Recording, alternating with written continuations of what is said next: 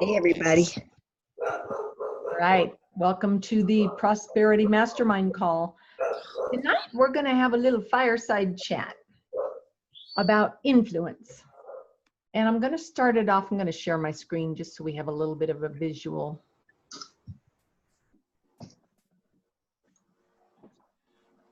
So you've all heard the analogy of the iceberg, right? So 5% of the iceberg is above the water. 95% of it is below the water. So let's use this as an analogy for connecting and, well, for lots of things. So the first thing we can use it for, since we just came off of a penny training from last week, right? So what's above the water is maybe you met somebody at networking and you've got their business card. That's the 5%. The 95% is when you go and you really but you do connect with that person, whether it's through text or phone call or Facebook message or however way you decide to communicate with that person. But the purpose is to go deeper, right? To build a deeper connection. So what other ways besides networking can we use this analogy as far as creating a greater influence with somebody?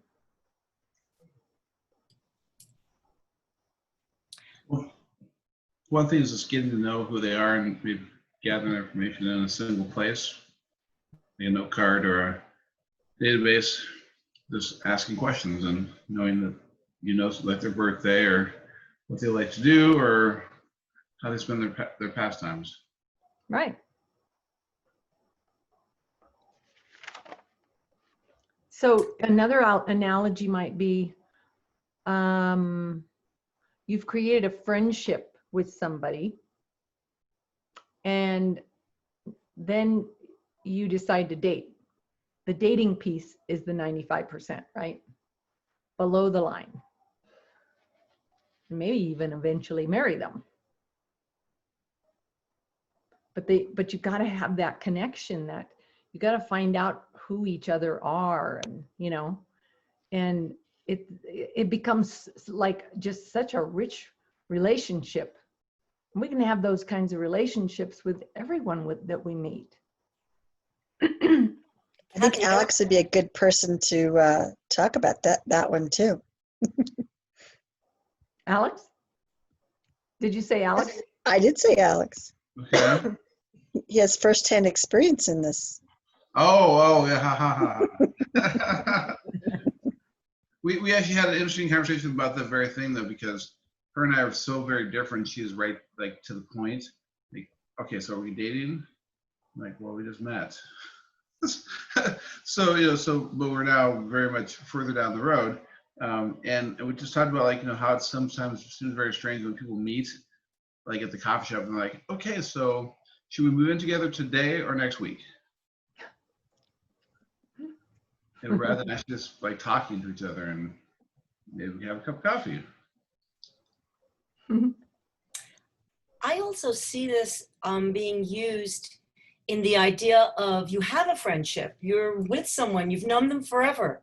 And that's basically 5% of you knowing them in their entire 100% life, right? So you're 5% of their life.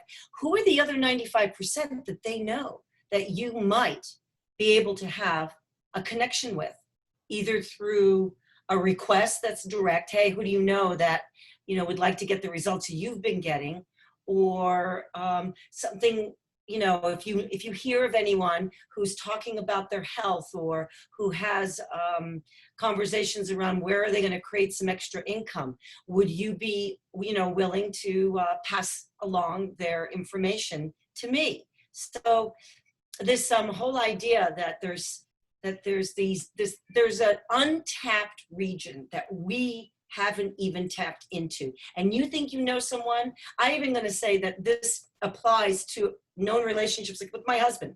I probably really, really, really know just the surface of who he is. As much as I've lived with him for as long as I have, I bet that there's still a depth that if I were to continue to be curious, continue to ask questions, continue to just be committed to the relationship as a whole, but not seeing the whole, right? I don't see the whole iceberg. I only see the top part.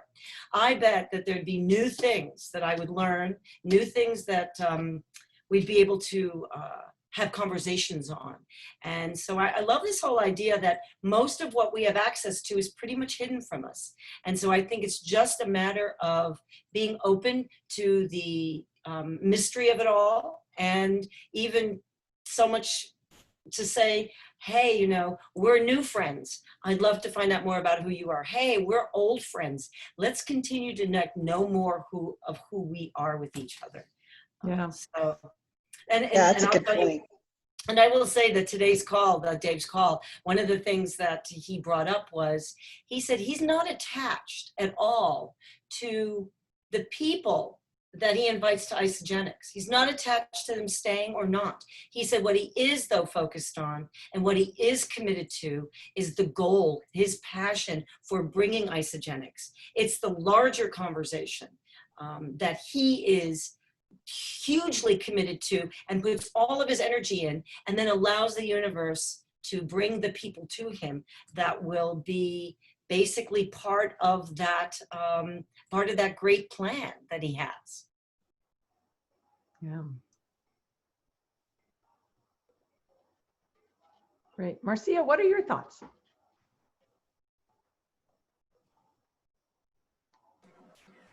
Well, I was just thinking about exactly what Ariana said. Like right now, I'm thinking it's my husband, even after 36 years.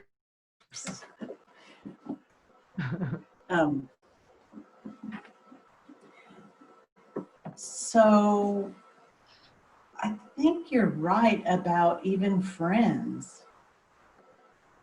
You know, there's just a little bit of scratching the surface that you know, or you talk about the same things every time you talk to them, sort of. And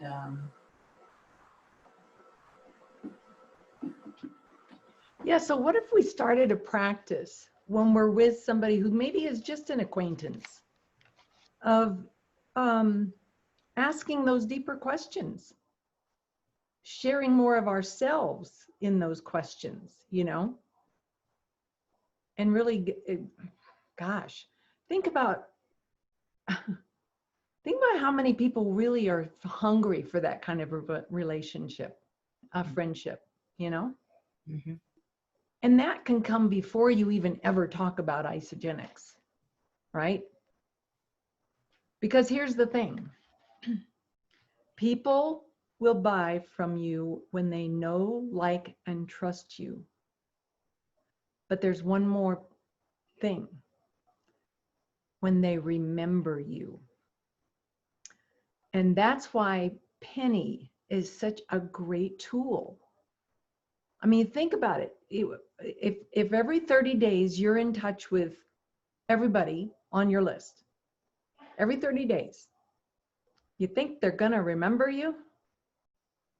So here's a statistic for you. So if you want to have influence with people and stay in touch with them, the statistic is every month that you do not have contact with somebody, you lose 10% of your influence. That's huge. So think about it. If you haven't had contact with somebody in 3 months, how much of your influence have you lost? What about 6 months? Right? So Penny, the Isogenics has given us the best tool that they have ever given us. But if we don't use it consistently, now consistency is the key. And I'm not saying I've been that consistent. I know Lynn has. Lynn, tell us about some of the results that you're getting out of being consistent. Yeah, I was thinking while you guys were talking just about following up and reconnecting with people, because people's lives changed, and things happen in their life. So when we come back and revisit them and open up the door to Isagenix again, you never know if the timing is going to be right. So several months ago, I started sending out, of course, when Penny started, I don't know how long we've had it. Seems like a couple months. Since July. July, okay. So I've been going through my list, and sending out messages to people. I usually do text messages, but one of the gals I sent out a message to was part of a group of people that used to be on my team. They were from the Caribbean islands, and man, it was so fun. I had several people on the team, and it just got to be a challenge down there because of Isagenix not being in that area. So they had to take a boat to pick up their products. Anyway, long story short, I've always kind of kept connected, just thinking one day, things are going to open up. So one of the gals that I connected with on Penny 2 months ago was a sister of one of the gals who was also in Isagenix with me. But anyway, I sent her a message and just said, hey, how you doing, Agili? Just wondering how you're doing. Wanted to know if you'd ever thought about Isagenix again and would like to take another look because, I just did a few little highlights. And so didn't hear from her. And then I did hear from her and she said, I've been thinking about Isagenix, maybe getting on the product and maybe even looking at it as a business opportunity. Now, this was over a month ago. And so I said, great, let's pick a time to talk. Nothing, ghosting. I'm just like, so I thought, okay, every week I'll just send her a message and say, hey, you got free time this week. I'm not wrapping a story around it or anything. And so I heard from her, what's today, Monday? I heard from her Sunday night and she said, hey, do you have time to talk tomorrow? Would love to chat. So we talked this morning at 11 and great reconnection. And she's actually living in the United States now. And all her family's in New York. She's in Maryland. So long story short, she was interested. I told her a little bit about telomere product and isogenesis. And so I invited her onto the call tonight, which she did come on. A couple of things I was thinking that I could have done better. You're talking about Dave's call. Yeah, Dave's call. Because I invited her on. Well, I noticed that when she did come on, it was like a weird little symbol. I'm like, okay, doesn't have the audio. So we talked a little bit and she was driving. So she was only listening. I'm like, oh, dang, I should have, set it up ahead of time and said, hey, there's a video slide. Can you be on? I invited her to the Zoom and stuff. So anyway, long story short, I'm going to tweak it a little bit now and just make sure people are clear about, the best way to watch the presentation. So anyway, she said, I can only be on about 20 minutes. Well, I kept looking at the little, participants and noticing like, oh, she stayed on for like 40 minutes, even though it was all just audio. So I just sent her the recorded one, about 28-minute one that Dave has done before. And so I sent it to her and thank you, Kathy, for instilling in me years ago how you never end a conversation without setting a new appointment. Because, if I would have let it go, who knows, it could have been a couple more weeks. So I said, hey, when do you have time to watch this? Let's set up a time to talk tomorrow or the next day. And so we're talking again tomorrow night. So I think she'll be ready to sign up and she already has somebody interested, which I don't know if that person got on the call tonight, but she can share the video with her. So again, it's just reconnecting with people. I had a team in the Caribbean islands probably 7 years ago.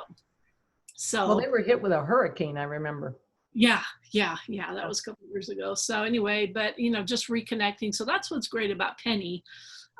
Just reconnecting with people. I also got a connection from a gal who used to be Crossline. She stopped Isagenix and then she bought from me occasionally, but she just gave me a referral today. So I'm hoping to talk to that guy tonight after this call. But again, just, you never know what doors are going to open up. Always keep plugging away and, it's, I've been in it a long time as well as Kathy and Ariana and Madeline, a bunch of you, Marcia, you've probably been in it a long time, but, just reconnecting with people and seeing where they're at, it doesn't have to always be about Isagenix, but just that touch, to touch base with them and see how they're doing. So yeah, consistency. Good job, Grasshopper.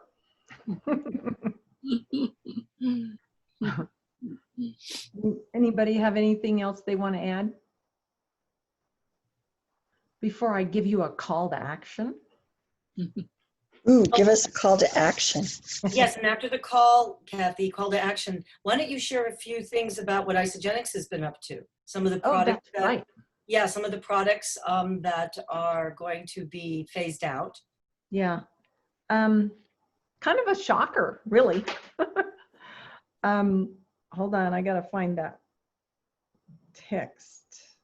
You guys probably already know what it is. Anyway, there's 3 products that are being phased out. One of them is the bone broth.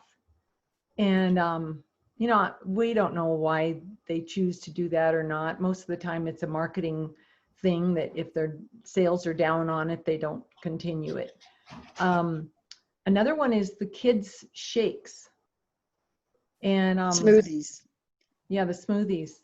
I know for me, I had my granddaughter try it, and she just prefers the regular shakes.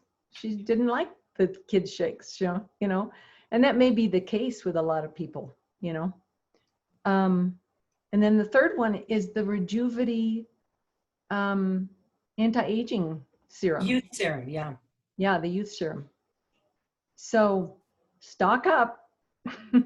Well, or maybe they're going to come out with something better. Maybe that's why they're discontinuing it. Yeah. Well, and you know, that's very Interesting. well said, Madeline, because everything, when there's a vacuum, it actually allows for what's next. So they probably have some things in mind, and they are making room, you know, based on just customer feedback. So. Yeah, and one thing I'll say about the kids' smoothies, I don't know that, well, for those of us, you know, we might have grandkids. Reason why I was concerned about the smoothies, my grandson likes them, and my daughter is very conscious because I guess kids around age 3, 4, and 5, they shouldn't have too much protein at once. And so our regular shakes could give them too much protein. So I'm just going to switch them over to the shakes, but we'll just make sure he has a Yeah. smaller amount and he'll be fine. Yeah. Okay. All right. So one of the things that I think is important that we do in order to stay consistent using Penny or whatever system that you want to use is to block out 10 minutes, just 10 minutes every day. And text or message or phone call people just to stay in touch. I have an app where I can actually mail cards, physical cards. I sent out 25 of them today. No, actually it was more than 25. It was like 31.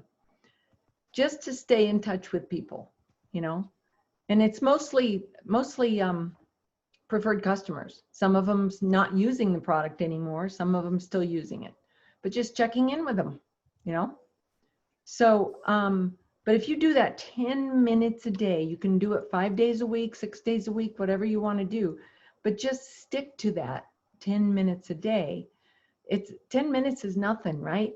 I mean, if I told you to do it for 2 hours, that might be, you know, a little stretch for some people, right? Me too. But 10 minutes I can do. I can find 10 minutes every single day to do that. And so let's make a commitment for the next week to do that and beyond, because you're going to start creating that habit of doing it. So anybody have any questions about that? I just have a comment. Yes. But Lynn, you had a question? No, actually, I just had a comment too. So Okay. Well, I would just like to acknowledge that we have completed the Mastermind, the 90-day Mastermind, Prosperity Mastermind. This was our completion this past week. That was our final week. And, you know, wherever you're at with that experience, and I know that Marcia, you had breakthroughs, and it sounds like everyone had breakthroughs. Maybe not what your goal said yet. I'm just saying we might have another 90 days focus that we're going to step into, because you know what? 90 days came and went, didn't it? It came and it went. And we had some wonderful opportunities in that 90 days.